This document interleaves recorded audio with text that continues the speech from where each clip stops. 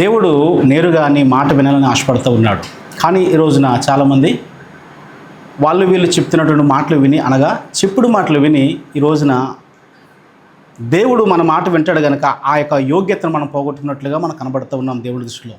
ఉదాహరణకి బైబిల్ గ్రంథంలో ఎస్తేరు రాసినటువంటి గ్రంథం 3వ అధ్యాయం 3వ వచనం చూస్తే మనకి హామాను అనేటువంటి భక్తుడు కనబడుతూ ఉన్నాడు. ఏం జరిగింది అతని జీవితంలో అంటే, ఇద్దరు రాజు సేవకులు మొర్దెకాయ విషయంలో హామానుకి చెప్పినప్పుడు హామాను ఆ మాట తీసుకున్నాడు. అంటే ఇక్కడ మనం చాలా జాగ్రత్తగా ఆలోచన చేయగలిగితే, హామాను చెప్పే మాట విన్నాడు. ఈ చెప్పే మాట విననందున ఈ రోజున తన జీవితంలో చాలా విషయాలు కోల్పోయాడు. అంతేకాదు తన ప్రాణాన్నే కోల్పోయినట్లుగా మనం చూడగలుగుతూ ఉన్నాం. కాబట్టి ఈ రోజున నేను చెప్తూ ఉన్నాను, చెప్పుడు మాటలు విని దేవుడిచ్చే ఆశీర్వాదాలకి మనం దూరం అవ్వకూడదని ప్రభుపేట మీకు మనవి చేస్తూ ఉన్నాను. సహోదరుడా, ఒకవేళ నువ్వు చెప్పిన మాట వింటున్నావా? ఒకవేళ దేవుడు నీ ప్రార్థన వింటలేదనుకుంటున్నావా? దేవుడి సన్నిధిలో ఉండి కూడా కన్నీరు విడుస్తూ ఉంటే నీ కార్యాలు జరగట్లేదు అనుకుంటున్నావా? ఒకవేళ నువ్వు ఎలా ఉన్నావేమో ఏంటో తెలుసు, అది చెప్పుడు మాటలు వింటున్నావేమో.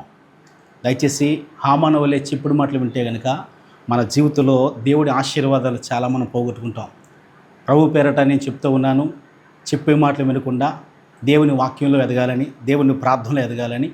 ఖచ్చితంగా దేవుడిని ప్రార్థన వింటాడు.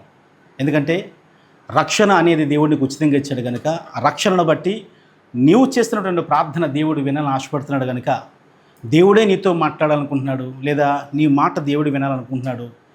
మీ ఇద్దరి మధ్యని సంభాషణ ఉంటే కనుక ఖచ్చితంగా దేవుడిని ఆశీర్వదిస్తాడు.